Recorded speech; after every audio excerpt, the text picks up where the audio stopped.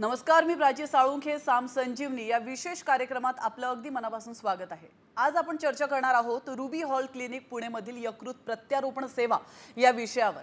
आणि चर्चा करण्यासाठी आपल्या सोबत आहे डॉक्टर मनोज श्रीवास्तव. आपण त्यांचं स्वागत करूयात. सर नमस्कार, आपलं खूप खूप स्वागत आहे. Thank you ma'am. थँक्यू. कार्यक्रमाला आपण सुरुवात करणारच आहोत, मात्र त्याआधी आपण डॉक्टरांच्या कार्याविषयी थोडक्यात माहिती घेऊयात.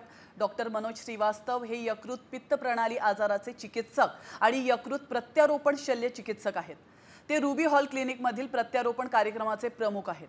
चेन्नईतील जगविख्यात शल्य चिकित्सक प्राध्यापक मोहम्मद रेला यांच्याकडून त्यांनी प्रशिक्षण घेतलंय. डॉक्टर श्रीवास्तव यांना 12 वर्षांचा समृद्ध अनुभव असून आजवर 2000हून अधिक यकृत प्रत्यारोपण त्यांनी केलेले आहेत. आणि गेल्या 3 वर्षात पुण्यामध्ये त्यांनी 200हून अधिक यकृत प्रत्यारोपण केल्याचं देखील समोर आलंय. तर गेल्या वर्षभरात त्यांनी 100हून अधिक यकृत प्रत्यारोपण केलेले आहेत. महत्त्वाची बाब म्हणजे रुबी हॉल क्लिनिकमध्ये त्यांनी एक अनोखं असं लिव्हर केअर युनिट देखील स्थापित केलंय. यकृताची प्रतिबंधात्मक काळजीपासून यकृत प्रत्यारोपण अशी व्यापक सेवा त्या ठिकाणी दिली जाते. याविषयी दीर्घकालीन यकृताचे आजार आणि यकृत निकामी होणं यावर उपचार करण्यासाठी डेडिकेटेड असं लिव्हर ICU देखील त्यांनी स्थापन केलंय. चला तर मग आता आपण चर्चेला सुरुवात करूया. सर पुन्हा एकदा आपल्या कार्यक्रमात खूप खूप मनापासून स्वागत आहे. थँक्यू. खरं तर लिव्हरच्या समस्या भरपूर जणांना जाणवत असतात. तर लिव्हरचे आजार होण्याची प्रमुख कारणं नेमकी कोणती आहेत? लिव्हरचे आजार म्हणजे प्रत्येक एज ग्रुपच्या लोकांना अफेक्ट करतं. बरोबर. सो अगदी लहान मुलांपासून ते 50-60 वर्षाच्या वयाच्या लोकांना सुद्धा लिव्हरचा आजार अफेक्ट करतो. सो लहान मुलांमध्ये जर विशेष कारण पाहिलं तर बिलियरी ॲट्रेझिया नावाचा एक आजार आहे, ज्याच्यामध्ये पित्ताच्या नळ्या बनत नाही लिव्हरमध्ये सुद्धा आणि लिव्हरच्या बाहेर जे असतात ते. सो अशा जी काही मुलं अफेक्टेड असतात बिलियरी ॲट्रेझियाने, त्या सगळ्यांना पुढे जाऊन लिव्हर ट्रान्सप्लांटची गरज पडते. आणि एल्डरली एज ग्रुपमध्ये म्हटलं की हेपेटायटिस B, हेपेटायटिस C ज्याचं प्रमाण आता बऱ्यापैकी कमी झालं आहे. आणि अल्कोहॉल ह्याचं प्रमाण अजूनही सगळ्यात जास्त आहे आपल्या देशामध्ये, की अल्कोहॉलमुळं लिव्हर खराब होणं. आणि आत्ताच्या घडीला जी मेन प्रॉब्लेम आहे तो आहे फॅटी लिव्हर डिझीजचा. कारण फॅटी लिव्हर डिझीज हे साधारण 70 ते 80% लोकांना आहे आपल्या कंट्रीमध्ये. बरं. इतकं त्याचं प्रमाण जास्त आहे. आणि जर आपण वेळेत त्याची काळजी नाही घेतली तर हे सगळे पेशंट्स जे आज फॅटी लिव्हर डिझीजमुळे ग्रस्त आहेत, जे रिकवर होऊ शकतात, ते सगळे लिव्हर सिरोसिसला प्रोग्रेस होतील पुढच्या 10-15 वर्षांमध्ये. त्यामुळं आत्ता ह्या घडीला म्हणजे 19 एप्रिलला वर्ल्ड लिव्हर डे हा साजरा केला जातो. सो ह्या वर्षीची जी थीम ठेवली आहे WHO ती आहे की फूड इज मेडिसिन. म्हणजे जसं आपल्याला माहिती आहे की प्रत्येक आजाराचे वेगवेगळी कारणं आहेत, पण फॅटी लिव्हर डिझीज हा मेन आजार आपल्या खाण्यापिण्यातूनच होतो. त्यामुळं आता जेवण हेच औषध आहे ह्या थीमवर ह्या वर्षी ते सगळी कामं करणार आहेत. सो प्रत्येकाला चांगलं जेवण कुठलं, लिव्हरच्या दृष्टिकोनाने हेल्दी जेवण कुठलं, ह्या सगळी माहिती ह्या वर्षी WHO आणि जेवढे पण लिव्हर असोसिएटेड टीम्स आहेत वर्ल्डमध्ये ते सगळे त्याच्यावर काम करणार आहेत या वर्षी. म्हणजे योग्य आहार असणं खूप गरजेचं आहे जर तुमचं लिव्हर तुम्हाला चांगलं ठेवायचं असेल. इट इज हाय टाइम की तुम्ही कसे दिसता, का तुम्ही काय आहे हे इनडायरेक्टली रिफ्लेक्ट करते की तुम्ही काय खाता. Right. So what you eat is very important. आणि fatty liver disease is mainly disease of food and lifestyle. Okay okay, नक्कीच सर. सर नॅश किंवा फॅटी लिव्हर बद्दल थोडीशी माहिती तुम्ही देऊ शकता का? त्यामागची कारणं नेमकी काय? नॅश आणि फॅटी लिव्हर डिझीज जसं मी म्हटलं, it is mainly related to what you are eating. तुम्ही एक्सरसाइज करता का नाही करत, तुमची लाईफस्टाईल कशी आहे, तुम्ही जरी खात असाल तर कुठल्या प्रकारचं जेवण खाता. सो समबडी जसं सॅच्युरेटेड फॅटी ॲसिड जर जास्त खाल्लं तर चीज झालं, बर्गर झालं, सो हे गोष्टी डेफिनेटली अफेक्ट करतात. सो जर चांगलं पालेभाज्या खाल्ल्या किंवा फ्रूट्स जास्त प्रमाणात खाल्ले, हे सगळे लिव्हर प्रोटेक्टिव्ह आहे. सो लिव्हरचं काम समजणं एक महत्त्वाचं आहे. लिव्हर आपल्या बॉडीमध्ये 500हून अधिक कार्य करतं. आपल्याला माहीत आहे, आपण ब्लड टेस्टमध्ये 10, 15, 20 मोजू शकतो, पण सगळे मोजता येत नाही. सो हे जे आणि मेन काम जे लिव्हरचं आहे ते डिटॉक्सिफिकेशन. म्हणजे आपण जे खातो ती जी काही घाण बाय प्रोडक्ट बनतं ते सगळं बाहेर निघालं पाहिजे. आणि त्याच्यासाठी लिव्हर हे फार महत्त्वाचं आहे. जर लिव्हर खराब झालं तर हे जे टॉक्सिन्स आहे हे बॉडीमध्ये जमा होत राहतात. आणि कुठेही जरी टॉक्सिन जमा झालं, not only body, anywhere also, त्याचा दुष्परिणाम होणारच आहेत. पण liver is such a organ की ते आपल्याला चान्स देतं. म्हणजे एकदा जर काही कारणाने तुमचं बोट कापलं गेलं तर बोट नाही वाढू शकत, ते तेवढंच राहणार आहे. पण लिव्हर हे बॉडीमध्ये असं अवयव आहे की ज्याला जर चान्स मिळाला तर ते रिग्रो होतं. सो डॅमेज लिव्हर जे आहे ते रिग्रो होतं आणि you can become a normal, it will be a normal liver. But त्याच्यासाठी जे प्रॉब्लेम्स आहेत जसं ड्रिंकिंग आहे, बऱ्यापैकी लोक मेडिसिन घेतात, म्हणजे काउंटरला जाऊन मेडिसिन घेतात की बाबा मला पोट दुखतंय, हे त्रास होतोय, तुम्ही औषध द्या. सो हे सगळे मेडिसिन्स फार डेंजरस असतात, ज्यांनी लिव्हर खराब होऊ शकतं. पण जर दोन प्रमुख कारणं म्हटली तर वन इज अल्कोहोल आणि दुसरं आहे हे फॅटी लिव्हर डिझीज. आणि India is the diabetic capital of the world, म्हणजे सगळ्यात जास्त डायबिटिक पेशंट्स इंडियामध्येच आहेत. So metabolic liver disease, fatty liver disease आणि अल्कोहोल ह्या सगळ्यांचं जर एकत्र मिश्रण केलं तर मॅश म्हणून एक एंटिटी आता नुकतीच कमिटीने दिलेली आहे, that is metabolic associated steatohepatitis. And this all is reversible in early stage. Okay, म्हणजे डॉक्टरांच्या सल्ल्याशिवाय मेडिसिन घेणं सुद्धा लिव्हरसाठी तितकंच घातक आहे. बरोबर. सर, लिव्हर डिकम्पेन्सेट म्हणजे नेमकं काय आणि त्याची कारणं काय? जसं मी तुम्हाला म्हटलं की लिव्हर एक फॉरगिव्हिंग ऑर्गन आहे, की तुम्ही जरी त्याला त्रास दिला तरी तो तुम्हाला रिजनरेट होता आणि you can be normal. But जर हा जो काही इन्सल्ट आहे तो जर कायम चालत राहिला तर over a period of time 10-15 वर्षांनी हे लिव्हर फेल व्हायला लागतं. आणि जेव्हा लिव्हर फेल होतं तर त्याचे काही चिन्ह दिसतात आपल्याला. मेडिकलमध्ये त्याला आपण कॅटेगराईज केलेलं असतं, child A, child B, child C. Right. Child A म्हटलं की तुम्हाला डिफरन्शिएट नाही करता येणार की हा नॉर्मल पर्सन आहे की याला लिव्हरचा आजार आहे. त्याचे सगळे रिपोर्ट नॉर्मल असतील आणि त्याला त्रास पण होणार नाही. जेव्हा आपण डिकॉम्पेन्सेशन म्हणतो, डिकॉम्पेन्सेशन म्हणजे लिव्हरच्या फेलियरमुळे होणारे कॉम्प्लिकेशन दिसायला लागतात. सो सगळ्यात महत्त्वाचं आहे जे मॅक्सिमम पेशंट्स घेऊन येतात तेच कावीळ होणे, म्हणजे जॉन्डिस होणे. So jaundice is one form of liver decompensation. दुसरं आहे पोटात पाणी होणे, की पोट फुगतं, वजन वाढतं, हातपायाला सूज येते, आणि that is second thing. Third thing is की लोकांना किडनीला पण सूज येते. बरोबर. कारण लिव्हर खराब झाले म्हणून किडनी पण अफेक्ट व्हायला लागते, त्याला HRS म्हणतात. So that is also one of the form of liver decompensation. रक्ताची उलटी होणे, कारण लिव्हर सिरोसिस म्हणजे काय की नॉर्मल लिव्हर हे हार्ड होऊन जातं. कारण नॉर्मल लिव्हर हे एकदम स्पंज सारखं असतं, ते जर तुम्ही पाण्यात टाकलं तर ते पाणी सुकून घेईल. सो ब्लड जे लिव्हरला जातं सगळं सुकून घेतं. पण जेव्हा सिरोसिस होतं त्यावेळेस हे लिव्हर हार्ड होऊन जातं आणि जे काय ब्लड लिव्हरमध्ये जायला पाहिजे ते जात नाही.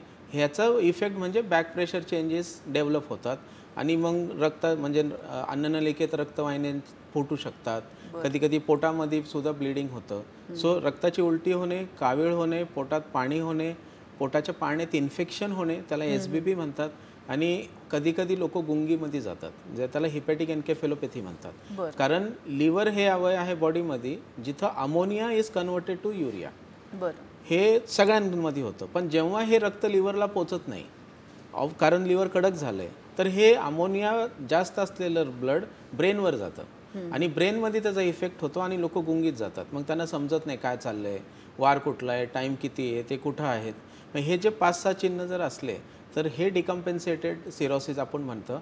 आणि हेच कॅन्डिडेट आहेत ज्यांना ट्रान्सप्लांटची गरज आहे. बाकी ज्यांना लिव्हर सिरोसिस आहे त्यांना फक्त ऑब्झर्वेशननी काम होऊ शकतं, त्यांना सिरोसिस, त्यांना ट्रान्सप्लांटकडे पुश करण्याची गरज नाही. आणि आणखीन एक महत्त्वाचं कॉम्प्लिकेशन आहे म्हणजे लिव्हर ट्यूमर. कारण सिरोसिस ज्यांना असेल त्यांना ट्यूमर बनण्याची शक्यता साधारण 20-25% जास्त असते नॉर्मल माणसांपेक्षा. सो ज्यांना पण सिरोसिस आहे ते सगळी लोक स्क्रीनिंगला जायलाच पाहिजे. म्हणजे एव्हरी 6 मंथ्स ॲटलिस्ट त्यांनी एकदा सोनोग्राफी करायला पाहिजे की बाबा आपल्या लिव्हरमध्ये ट्यूमर तर आला नाही आहे. कारण जर ट्यूमर आला असेल आणि जरी बाकीचे त्रास नसतील तरीही ते पेशंट ट्रान्सप्लांटला योग्य आहेत.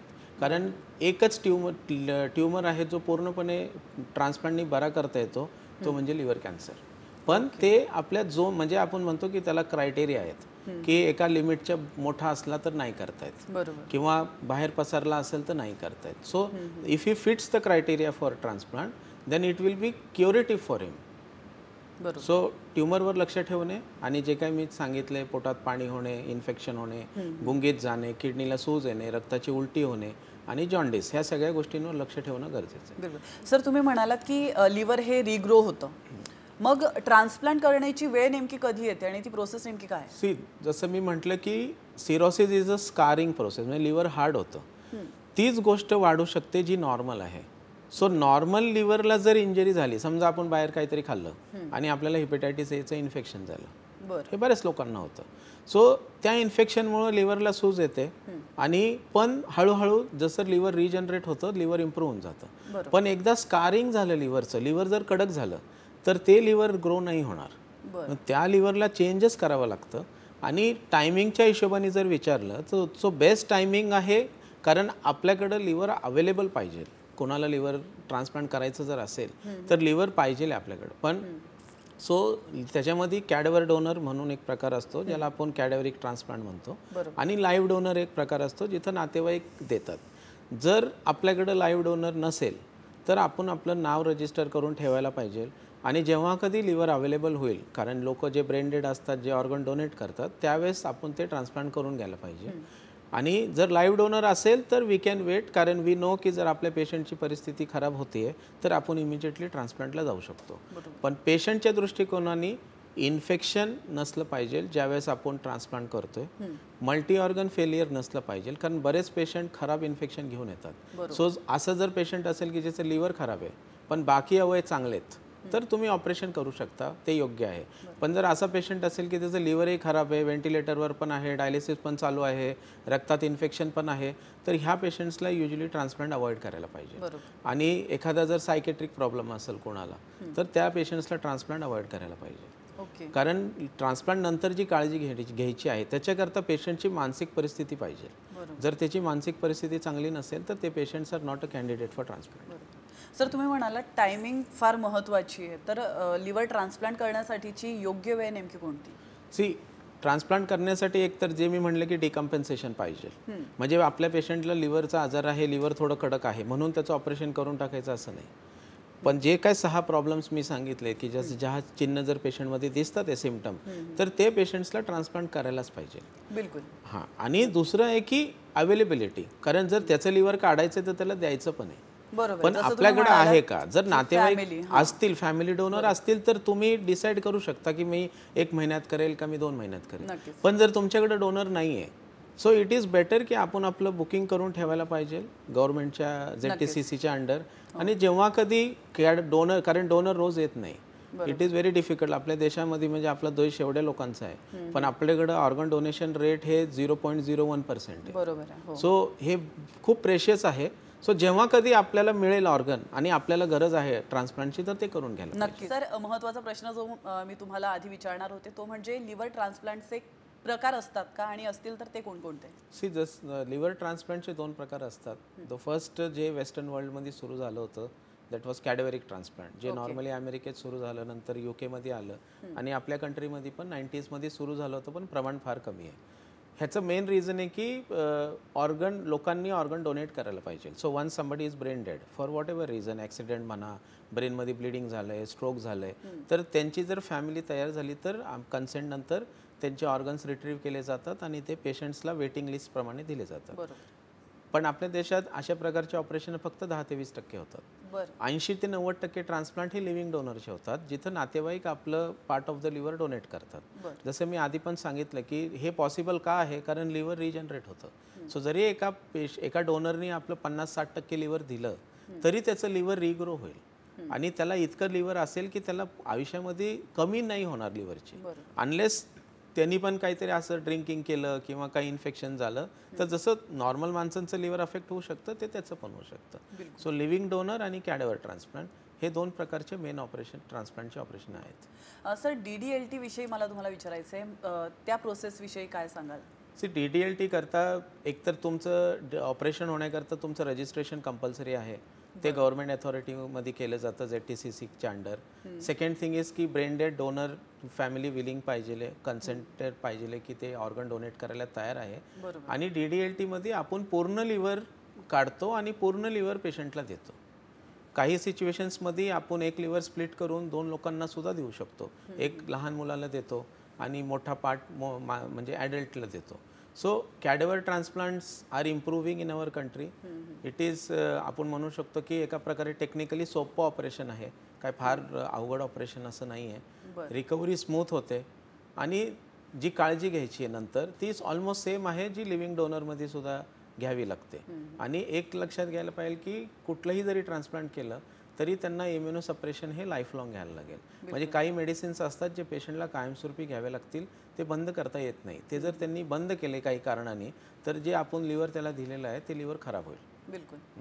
सर, ज्या वेळेला आपण डोनर शोधत असतो तर त्यावेळेला काही टेस्ट त्या डोनरच्या पण कराव्या लागतात का? म्हणजे योग्य डोनर आहे हे आपल्याला कसं कळतं? सो कॅडेवरमध्ये एक स्टँडर्ड फॉर्मॅट असतो जिथं आपण लिव्हरचे टेस्ट, सोनोग्राफी आणि महत्त्वाचे म्हणजे व्हायरल इन्फेक्शन्स चेक करतो. हेपेटायटिस बी, हेपेटायटिस सी, HIV वगैरेनी डोनरला इन्फेक्शन नाही आहे. आणि लिव्हरचे बाकीचे रिपोर्ट्स असतात, आपल्याला डायबिटीसची हिस्ट्री आहे का नाही, कारण हा शॉर्ट असतो टाईम, कारण हे ब्रेंडेड असतात, फॅमिलीला कन्व्हिन्स केलेलं असतं, आपल्याकडे फार वेळ नाही आहे की आपण एक्सक्लुसिव्हली टेस्ट करण्याकरता.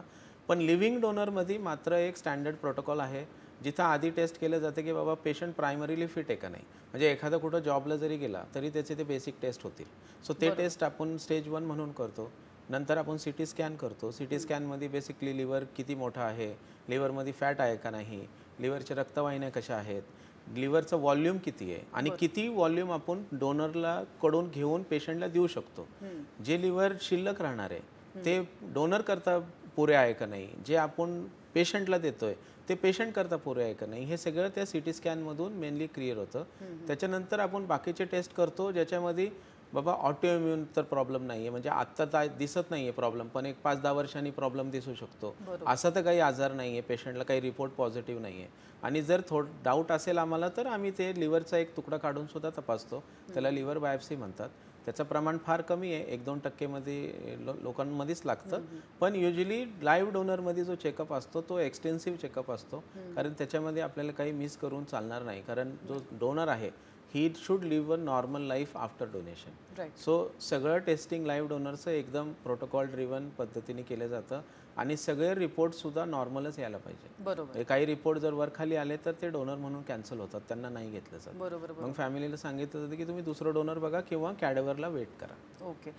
लिव्हिंग डोनरचा विषय निघालेलाच आहे सर. तर लिव्हिंग डोनर किंवा लिव्हर म्हणजे लिव्हिंग डोनर लिव्हर ट्रान्सप्लांटची ही जी प्रोसेस असते ती नेमकी काय? सो लिव्हिंग डोनर करता सगळ्यात जसं मी म्हटलं की पहिला तर डोनर वर्कअप ही पहिली प्रोसेस आहे. दुसरी प्रोसेस आहे कागदपत्रांची, because legal verification is very important. Okay. कारण असं नको व्हायला की कोणी फॉल्स डोनर आणतंय, कोणी unrelated, and as per government we can only do related transplants. So normally husband wife असेल तर जो कोणी किंवा मुलं असतील, आईवडील असतील, सो त्यांना सगळी कागदपत्र जमा करायला सांगितली जातात. ती कागदपत्र हॉस्पिटलची कमिटी असते ती व्हेरीफाय करते आणि लागलं तर ती गव्हर्नमेंट अथॉरिटीजकडून पण व्हेरीफाय करून घेतली जाते. आणि जेव्हा ह्या दोन्ही कमिटीज आपल्याला परमिशन देतात त्यावेळेसच आपण ऑपरेशनला जाऊ शकतो. बिलकुल. सर, लिव्हिंग डोनर किंवा जिवंत अवयव दात्याच्या आयुष्यावर होणारे परिणाम नेमके कुठले? सो डोनरला जसं मी म्हटलं की लिव्हर रिजनरेट होतं. सो लिव्हर रिजनरेट व्हायला साधारण आम्ही 1.5 ते 2 महिन्याचा टाईम असं त्यांना सांगतो. आणि 1 महिनाभर त्यांना सल्ला असतो की बाबा म्हणजे बाहेरचं काय खाणं पिणं अवॉइड करा ज्याने इन्फेक्शन होऊ शकेल. आणि स्कार असतो म्हणून त्यांना जड वस्तू वगैरे उचलू नका. पण जर पहिले 1-2 महिने व्यवस्थित निघून गेले तर नंतर डोनरला सहसा काही प्रॉब्लेम असा येत नाही. आता we have done so many transplants, पण व्हेरी रेअरली असं होतं की डोनरला काहीतरी सर्जरी रिलेटेड प्रॉब्लेम होतो नंतर. हां, पण जसं कुठल्याही माणसाला की पुढच्या आयुष्यामध्ये कोणाला ताप येऊ शकतो, सर्दी होऊ शकते किंवा इन्फेक्शन होऊ शकते, सगळ्यांनाच तसं राहतं. सो त्यांना हेच सांगितलं जातं की त्यांना काही जरी प्रॉब्लेम आढळला कधीही तर त्यांनी ट्रान्सप्लांट टीमला कॉन्टॅक्ट करावा, म्हणजे त्यांना योग्य तो सल्ला दिला जाईल. आणि जसं मी आधी पण म्हटलं की त्यांना क्लिअरली सांगितलं जातं की मेडिसिन स्वतः घेऊ नका, डॉक्टरांच्या सल्ल्याशिवाय मेडिसिन्स घेऊ नका, because that is a very major cause of liver dysfunction in our society. Right. म्हणजे डॉक्टरांच्या सल्ल्यानुसारच खरं तर मेडिसिन घेतलं पाहिजे, आजार कुठलाही असो. आणि खास करून यकृतासाठी तर ही काळजी आवर्जून घेतली पाहिजे. सर, तुम्ही आमच्या या स्टुडिओमध्ये आलात आणि वेळेत वेळ काढून तुम्ही आमच्या प्रेक्षकांना इतकं सुंदर मार्गदर्शन केलं त्याबद्दल तुमचे खूप खूप मनापासून धन्यवाद. थँक्यू. आणि यासोबतच साम संजीवनीमध्ये वेळ झाले इथंच थांबण्याची, मात्र तुम्ही कुठेच जाऊ नका, पाहत रहा साम TV. देश विदेशातील प्रत्येक घडामोडींचे लाईव्ह अपडेट मिळवण्यासाठी आता साम टीव्हीच्या सर्व सोशल मीडिया प्लॅटफॉर्मला लाईक, फॉलो आणि सबस्क्राईब करा. तसंच सर्व नोटिफिकेशनसाठी बेल आयकॉन प्रेस करायला विसरू नका.